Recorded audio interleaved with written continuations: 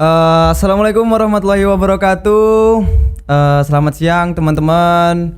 Kembali lagi bersama saya Aubert Andika dan kita kali ini kedatangan tamu dari Mas Rizky. Halo, apa kabar Mas Rizky? Alhamdulillah baik. Alhamdulillah baik. Gimana kondisi keluarga?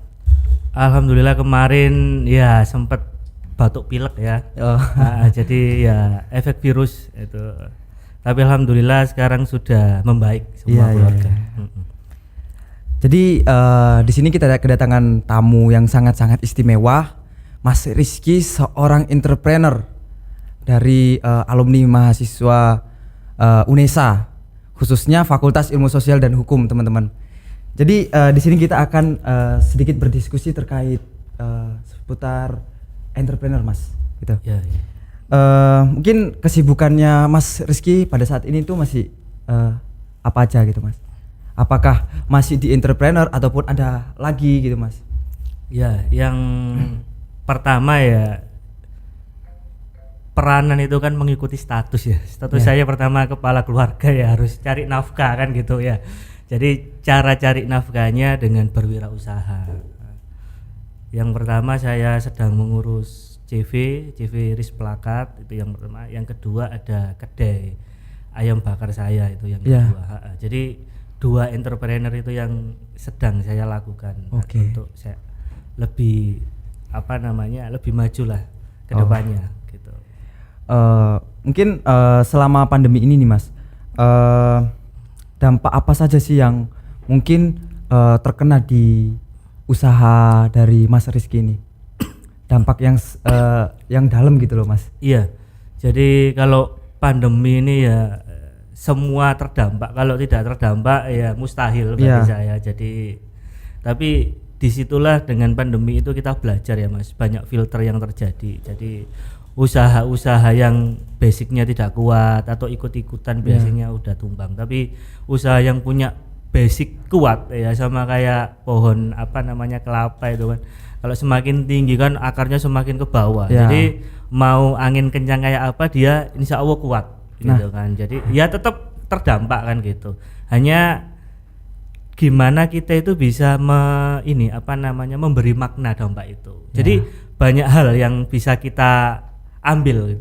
Kalau nuruti istilahnya, kalau biasanya orang sambat, kecewa, itu kita lebih dalam. Lebih dalam ekonomi kita, yang lebih parah itu kesehatan kita. Akhirnya kita ikut sakit kan gitu. Nah, jadi ekonomi udah nggak bagus, fisiknya akhirnya ikut sakit gitu. Betul. Ini nih, Mas, kalau kita lihat dari apa yang disampaikan dari Mas Rizky ini, bagaimana sih kita bisa bertahan atau survive gitu, Mas? Nah, mungkin dari Mas Rizky ini bisa sharing terkait strategi untuk survive mengawal karir sebagai entrepreneur gitu. Soalnya kan banyak sih pemuda-pemuda yang ingin berkarir menjadi seorang entrepreneur itu kan pasti jelas banyak saingannya dan jelasnya pasti mengalami inflasi, dan juga seorang pemuda ini kondisi mentalnya juga itu pasti naik turun gitu, Mas. Nah, strategi untuk survive itu seperti apa dari seorang Mas Rizky ini? Iya. Jadi kalau saya sedikit pengalaman ya. Jadi pengalaman itu adalah guru terbaik kan gitu. Makanya kadang kalau kita dinasihati orang tua ya, mohon maaf, walaupun orang tua kita itu mungkin pendidikannya tidak lebih tinggi dari kita, tapi kita itu sudah kalah di pengalaman gitu. Jadi kita belum setua mereka, jadi ilmunya ya mereka yang sudah punya, kita kan belum melampaui, pendidikan kan masih teori, jadi pengalaman itu paling bagus. Jadi kondisi saya waktu itu memang yang pertama itu kalau usaha itu harus punya tekad yang kuat, makanya banyak buku yang kayak The Power of Kepepet. Jadi orang kalau sudah ketekan itu biasanya emosinya itu kuat, niatnya kuat. Jadi niat yang kuat itu harus ada, nggak boleh swing, nggak boleh mudi ya. Gini rek, ini usaha lagi corona, wis tak istirahat dulu bareng sama anak, nggak boleh. Jadi harus benar-benar kuat. Yang kedua ya kita harus lihat peluang gitu kan, pasti apa yang ada di pasar gitu kan. Jadi kalau memang hari ini kita pakai yang paling mudah saja ya, digital marketing, kita pakai marketing, pemasarannya kita pakai yang istilahnya nggak banyak uang keluar. Kalau modal keluar itu biasanya kan kita harus ngumpulin uang, cari modal ya. Intinya apa yang bisa kita manfaatkan di dunia online hari ini, dunia virtual kita manfaatkan. Yang ketiga, kita harus punya produk atau pembeda. Jadi produk kita itu harus memberi solusi dari keadaan masyarakat hari ini. Sama kayak Facebook. Facebook itu kan kalau Mark bilang itu kan dia itu adalah jawaban dari solusi yang ada di masyarakat gitu. Walaupun sebenarnya untuk jawaban dia sendiri, dia kan pingin punya buku buku mahasiswa se-Harvard kan. Dia bikin kan akhirnya Facebook itu kan biar teman-temannya itu saling tahu antara satu fakultas dengan fakultas lain. Akhirnya mendunia. Ceritanya simpel. Jadi ya itu harus ada produk, niat yang kuat, dan memang harus pembeda gitu kan. Jadi itu ya teman-teman, dari seorang Mas Rizky ini memiliki strategi untuk bertahan di masa pandemi saat ini. Yang pertama itu ada tekad, ada peluang, dan juga ada produk. Jadi produk ini maksudnya itu harus beda dengan produk-produk yang lain. Oke lah, kalau di luar sana itu masih banyak produk-produk yang sama, jualan ini. Cuman kita harus berpikir, kita mengeluarkan ide kita, gimana sih caranya membuat produk yang berbeda dan diminati masyarakat, gitu ya Mas ya. Oke. Selanjutnya selama berkarir nih Mas, tantangan apa saja sih yang paling diingat pada saat bermula menjadi seorang entrepreneur? Iya, sebenarnya kalau pandemi itu pasti pasar ya. Tapi di luar pasar itu kompetitor. Nah, kompetitor ini kan dengan adanya digital marketing itu semua orang bisa belajar. Nggak ada yang ditutup-tutupin hari ini. Jadi kalau Mas Albert kalau kepingin mungkin punya bisnis kuliner nggak repot. Cari menu, belajar bikin resep, coba kita jual sudah. Jadi hari ini tuh kita informasinya itu open semua. Jadi orang-orang yang mau inovasi, bekerja keras itu akan jadi kompetitor kita. Walaupun orang itu tidak punya basic keahlian di bidang itu. Jadi kompetitor itu kita nggak pernah milih untuk jadi singa atau jadi rusa ya. Jadi setiap bangun tidur kita harus lari. Yang singanya harus makan rusa karena dia lapar. Rusanya harus lari biar nggak dimakan singa. Hari ini seperti itu. Gitu. Jadi ya kompetitor itu paling penting gitu kan. Di luar keadaan pasar. Itu adalah tantangan dari seorang Mas Rizky untuk bisa survive di dunia entrepreneur gitu Mas. Sedikit mau sharing nih Mas, cerita pada masa Mas Rizky kuliah dan bedanya sekarang itu seperti apa Mas? Soalnya kan pada saat kuliah mungkinlah pada umumnya gitu Mas, kita berorganisasi, kita hanya berkuliah biasa. Mungkin seperti itu Mas. Mungkin bisa diceritakan sedikit gitu Mas. Iya. Bedanya jadi, sekarang gitu. Kalau dari sudut pandang wirausaha ya, jadi memang AN itu kan memang didikannya murni ya. Jadi kalau saya dulu administrasi negara itu ya kita lebih bahas pada tentang ilmu-ilmu yang ya intinya normatif kepemerintahan. Jadi adapun pelajaran itu waktu itu pertama kali dikeluarkan di zaman saya itu entrepreneurship itu ya. Tapi itu poinnya mewirausahakan birokrasi. Jadi seperti contoh ya, BPS jual data kependudukan di Alfamart. Jadi lebih ke situ, bukan pada bagaimana mahasiswa ini bisa di luar dia anggap aja masih ditanggung orang tua untuk biaya kuliah, dia bisa berwirausaha untuk dirinya sendiri. Bahkan itu ketika nanti dia berorganisasi dengan satu teman yang lain, mereka itu bisa punya bisnis. Anggap aja cuci sepatu, anggap aja yang pintar bahasa Inggris jadi jasa penerjemah kan gitu.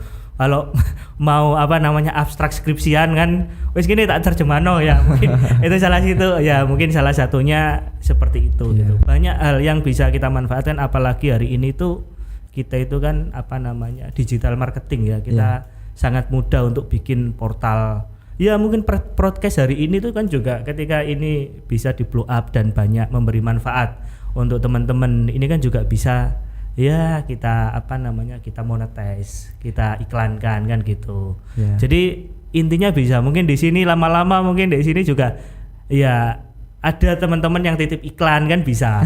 Hanya memang untuk saat ini kita itu bangun kolam. Jadi teman-teman mahasiswa itu hari ini kan banyak ya endorse kampus. Iya. Iya kan, Mas, betul. kayak kampus-kampus beberapa AB itu endorse paketnya ini. Iya. Kita punya follower dari jurusan ini. Nah kan itu Salah bagian dari bagaimana mahasiswa itu bisa berwirausaha walaupun dia sedang berkuliah gitu. Iya. Kalau dilihat dari backgroundnya Mas Rizky ini itu dari jurusan administrasi publik gitu Mas. Nah, apakah ada Mas kaitannya jurusan untuk kewirausaha gitu Mas? Iya, jadi kalau orang awam itu kan melihat bahwa jurusan administrasi publik itu pasti intinya ke pelayanan publik, Benar, ke kantor gitu kan Mas. Cuman apa hubungannya sih Mas dengan wirausaha itu? Iya, sebenarnya memang saya nggak tercipta dari administrasi publik, jadi memang ya keadaan apalagi laki-laki ya gitu kan. Laki-laki itu punya tanggung jawab bagaimana ya paling nggak punya uang jajan sendiri lah, lebih tertekan kalau laki-laki itu nganggur gitu atau job seeker gitu kan. Nganggur itu lebih tertekan gitu. Tapi setelah digali memang mata kuliah apapun itu kan multidisiplin. Di situ pasti ada unsur wirausaha karena kalau lihat teori gitu ya, teori kebutuhan Maslow itu yang paling tinggi itu kan eksistensi.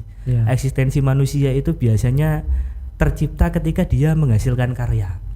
Nah gitu, dia bisa eksis karena dia punya karya kan gitu. Dia bisa dihargai karena dia punya karya. Nah karya itu mungkin punya value. Lah value itu bisa bernilai materi. Nah di situ mungkin bisa kita jual, kita manfaatkan. Jadi intinya siapapun ya, kalau memang ingin eksis ke atas itu pasti dia pingin mau nggak mau.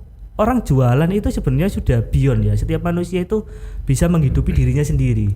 Dengan apa salah satunya? Ya dengan berjualan. Mungkin zaman dulu itu barter gitu kan.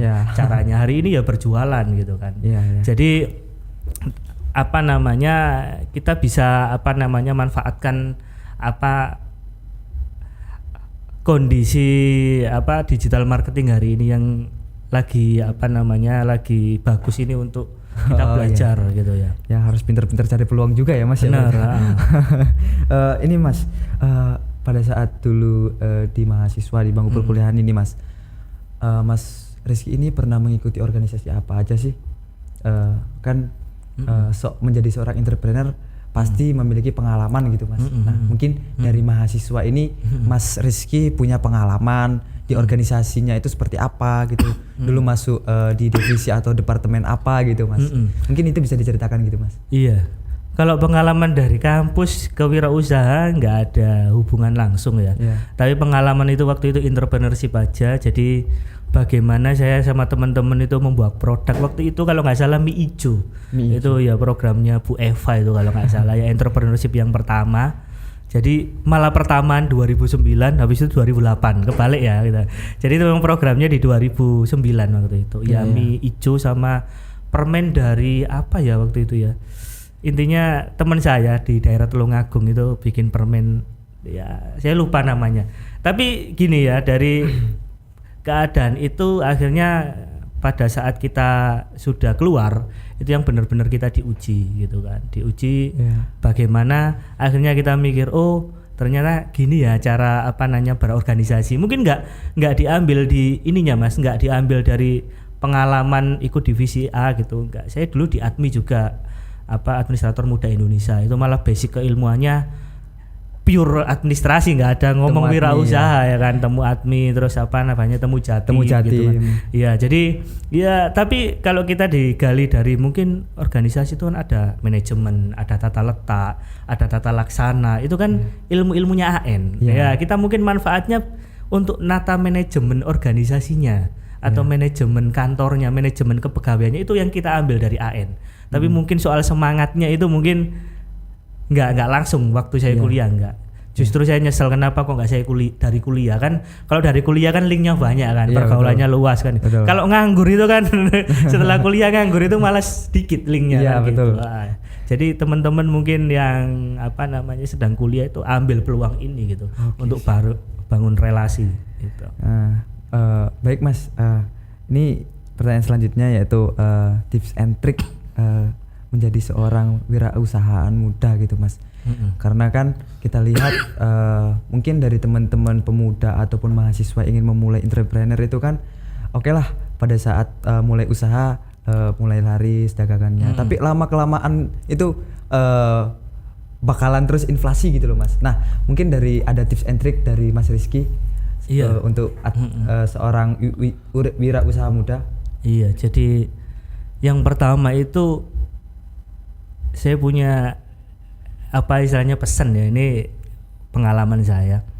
Jangan terlalu dalam untuk berencana. Jadi simple saja berencana tapi action. Gitu ya. Nah, karena bisnis itu continue in improvement. Jadi berlanjut diperbaiki, nggak ada versi sempurna. Hari ini sekelas Google aja itu masih versi beta. Kesempurnaannya di mana? Ya kesempurnaannya itu karena dia berkembang itu, gitu. Bukan mentok gitu kan. Kalau udah mentok berarti kemana kita? Kembali, kan gitu. Kalau udah jalan buntu mentok kemana? Ke Bali kan gitu. Jadi ya nggak usah terlalu dalam untuk iya harus mateng ini untungnya segini, enggak. Cuma ini untung, ini pemasukannya segini, pengeluaran segini, selisihnya gini, untung untuk balik modal cukup sambil jalan. Tapi setelah itu ada improvement. Jangan stagnan ya. Kalau stagnan ya kita tahu-taunya wis cukup ya, wis cukup untuk makan hari ini besok. Iya, lama-lama orang di belakang kita tahu kita, mereka lebih baik, tahu-tahu kita kebakaran jenggot. Loh, kok mereka sudah depan kita ya, kita udah siap-siap untuk inflasi. Jadi mulai paling kecil kan gitu dari saat ini dan pengembangan dilanjutkan seperti itu, terus meningkat. Jadi nggak ada kata berhenti gitu. Tapi menurut saya sih Mas, kalau kita bisa kaitkan terkait apa sih jurusan administrasi publik dengan hubungannya dengan menjadi seorang entrepreneur, sebenarnya sih ada sedikit gitu loh Mas. Mungkin kita bisa mengambil ilmu-ilmu terkait manajerial gitu, terkait memimpinnya seperti apa gitu. Benar. Kalau menjadi seorang entrepreneur kan memang ada ilmunya sendiri, tapi bukan di ilmu dari administrasi gitu Mas. Tapi ada sedikit lah poin-poin. Mungkin kita memulai dari organisasi gitu. Benar, gitu iya. Jadi hari ini saya masih ingat ya waktu kuliahnya Bu Eva ya, saya ingat Bu Eva ya, mungkin favorit ya. Mata jadi teori apa Mas kalau boleh tahu? Apa ya, kepemimpinan kalau nggak salah. Jadi pemimpin itu kan dua ya, ada orientasi tugas sama orientasi. Kalau saya waktu itu kalau nggak salah itu kayak tenggang rasa. Jadi pemimpin yang baik itu posisinya di tengah. Jadi dia tetap ke tugas, tapi bagaimana dia juga bisa ke timnya kan gitu. Jadi targetnya tercapai, tapi timnya ini nggak dihajar habis-habisan. Bagi timnya ini kompak untuk mencapai targetnya. Jadi itu salah satu yang masih saya pakai. Nah, itu salah satunya. Jadi sebenarnya banyak kalau kita gali. Di luar itu juga kalau kita ngomong AN di realitanya, kita kan juga bisa menggunakan kayak LKPP, lembaga lelang. Dan kalau kita mungkin gaptek di AN atau di administrasi kan ini gimana ngurusnya ya. Akhirnya yang menang tender, yang dapat lelang ya orang-orang itu. Padahal kita sebenarnya sudah masuk. Mungkin hari ini kita ini ibarat dapat tetesannya dari yang lelang. Yang lelang itu sebenarnya bukan spesifik ya, tapi cuma badan hukumnya. Tapi ketika dia masuk, dia order ke kita. Nah, kenapa kok nggak kita gitu loh? Kenapa kok nggak UMKM ini ikut? Nah, itu juga ilmu administrasi, bagaimana kita mengetahui bagaimana cara tender, syaratnya. Nah, itu kan realnya seperti itu. Jadi mungkin dari teman-teman di luar sana gitu Mas, melihat dari jurusan ini, terus tiba-tiba dia keluar jadi orang seperti ini gitu. Sangat jauh dari jurusan sebelumnya. Tapi itu sebenarnya ada korelasinya juga gitu Mas. Ada. Namanya multidisiplin itu pasti berhubungan gitu kan. Jadi pasti ada gitu kan. Mungkin masukan atau saran gitu Mas untuk pemuda-pemuda di luar sana untuk memulai karir sebagai seorang entrepreneur muda gitu Mas. Dari seorang Mas Rizky itu seperti apa? Kalau saya pesan ya ke teman-teman ya belajar aja gitu kan. Jadi ya namanya biasanya gini, cita-cita itu dibangun dari lingkungan. Kalau lingkungannya militer biasanya anaknya nggak jauh dari militer kan gitu. Tapi hari ini tuh kita ya bebas milih gitu. Bahkan kalau saya bilang wirausaha itu istilahnya senjata yang tidak dibangun dari apa-apa. Jadi Kalau mungkin saya dulu kepinginnya juga jadi dosen ya, karena ya linear kan ilmunya linear S2 gini. Tapi kita sudah ngomong di kondisi yang berbeda. Keadaan seperti ini ya yang bisa kita andalkan di luar kita pingin raih cita-cita ya wirausaha. Karena untuk meraih ke situ kan juga kita butuh apa istilahnya finansial, materi, dan itu kita capek ya. Siapa tahu wirausahanya jodoh ya, siapa tahu di situ kita kan nggak tahu apa namanya apa jodoh kita itu di mana ya. Saya kepinginnya jodohnya AN ya kan, ya kuliahnya serius, lulusnya ya waktu itu lulus duluan kan gitu, tapi jodohnya di wirausaha, siapa tahu kan gitu. Tapi paling nggak basic wirausaha itu sudah dibangun dari waktu kuliah ya. Paling nggak mungkin mimpi-mimpinya nggak minta uang jajan orang tua, beli sepatu, beli baju, itu kan sudah bagus kan gitu. Pelan-pelan ditabung untuk ini ya. Di situ nanti kalau sudah ketemu passionnya, baru mulai seneng dia. Karena sebenarnya kalau orang itu kalau udah pegang duit, pegang uang, tambah banyak itu tambah gila perjuangannya. Iya. Serius. Betul itu. Gitu. Saya juga sempat merasakan seperti itu sih Mas. Gitu. Kalau udah pegang uang itu bawaannya pengen mengerjakannya ini aja gitu. Benar, yang lainnya benar. Tapi tetap ya poinnya kuliahnya ya harus beres. Siapa tahu ilmu dari situ itu juga bisa dimanfaatkan untuk ini di match gitu kan.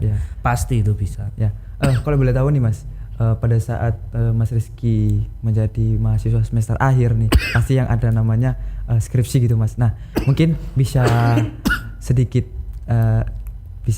itu Mas, pada saat skripsinya sampai pada ngambil skripsi apa, judulnya apa, biar teman-teman nanti semua tuh tahu gitu loh Mas. Skripsi seperti ini tuh baik untuk seorang entrepreneur gitu. Iya. Ngomong AN sama entrepreneur kayaknya ya, tapi hubungannya bisa ditarik tapi nggak bisa kausal ya langsung itu mungkin agak.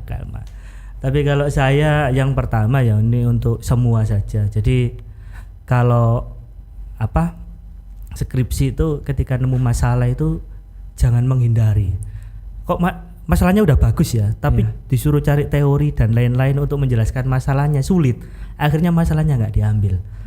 Itu yang salah. Jadi kalau teman-teman ya mungkin sudah ketahuan ada masalah ini dan harus saya pecahkan, bagi saya itu harga mahal. Saya pernah itu Bu dosen saya Bu Cici waktu itu kita beda pandangan ya soal masalah. Itu saya buang bab 1 sampai bab 3-nya. Jadi saya cari baru tapi masalahnya saya pertahankan. Gitu. Jadi ketika teman-teman punya masalah berarti Tuhan itu menitipkan masalah itu ke teman-teman untuk dicari solusinya. Jangan dihindari cuma pingin skripsinya selesai kan gitu. Gitu. Jadi jangan. Jadi orang itu akan lihat masalah itu ternyata kalau kita bahas masalah dengan teman yang lain cuma beda tempat kan ya istilahnya poin plusnya di mana ya ada tapi kan nggak banyak gitu. Tapi ketika ada masalah baru walaupun kecil tapi baru tapi teman-teman bisa menyelesaikannya itu bagus gitu. Jadi jangan, kalau saya skripsi itu manfaatkan bener-bener. Jadi bener-bener jadi acuan adik-adik kita yang akan datang gitu. Sebelum berakhir nih Mas, Mas Rizky ini jualan apa saja sih? Mungkin dari awal sampai sekarang itu pernah jualan apa saja gitu? Kalau ini ya akhirnya ini ya ada runtutannya ya. Waktu Cenderamata itu kan saya itu kalau PKL atau dulu itu PLK ya bahasanya, praktek luar kelas. Itu kebagian pesen Cenderamata gitu kan. Jadi saya ngurusin itu. Pokoknya perizinan saya itu ke Sragen dulu itu juga saya ngurus perizinannya. Jadi waktu boomingnya pelayanan satu atap, masih ingat ya? Iya. Nah itu pertama saya ngurus. Nah itu bagian pesen Cenderamata. Akhirnya saya setelah kuliah, saya juga acara reuni SD itu bagian sama pesen Cenderamata. Akhirnya kepikiran nganggur ya, karena orang nganggur itu akhirnya banyak pikiran kan gitu. Ya, betul. Akhirnya ya apa yang saya jual gitu. Akhirnya saya ingat gimana kalau Cenderamata gitu. Itu yang jualan pertama saya, Cenderamata. Dan ya alhamdulillah pas ya. Ketika saya seriusin akhirnya jadi salah satu sumber rezeki sampai saat ini gitu. Jadi kebetulan aja untuk yang kuliner ini baru-baru aja gitu. Jadi ya jualannya ya Cenderamata, nggak pernah yang lain gitu. Ya dan itu pas gitu kan, beberapa memang orang itu kan nyoba kan. Ya. Ini nggak cocok ini nggak cocok, ini nggak cocok. Harus mencocokkan terlebih dahulu gitu ya Mas ya. Jadi kalau saya itu coba dulu, karena mencoba itu bagian dari memastikan takdir. Ya. Gitu. Nyoba terus kok gagal, mungkin nggak takdir. Coba digeser. Sama kayak orang main bola itu, kalau ngelewatin kan nggak mungkin lurus, kan harus digocek kanan, digocek kiri gitu kan. Nah, jadi ya kita coba. Ketika itu memang nggak takdir, oh berarti jangan lewat sini gitu kan. Dan caranya ini, mungkin di situ ada rezeki kita yang dititipkan Tuhan. Gitu. Jadi itu ya teman-teman, dari Mas Rizky masukan ataupun saran bagi seorang pemuda tadi itu, apabila sudah mencari sebuah masalah, maka carilah sampai selesai. Iya harus diberesi, nggak boleh lari ya. Gara-gara ngejar skripsinya biar mudah terus lari, enggak, harus selesai. Ya, gitu kan. Ya itu sih teman-teman. Baik. Terima kasih atas kedatangannya Mas Rizky. Sama-sama, Mas Terima kasih atas kunjungannya di Sosbud Kreatif Media. Untuk teman-teman nantikan podcast kita ataupun diskusi-diskusi kita di lain hari ya teman-teman. Selamat tinggal, sampai jumpa. Saya Albert Andika undur diri. See you next time. Terima kasih Mas.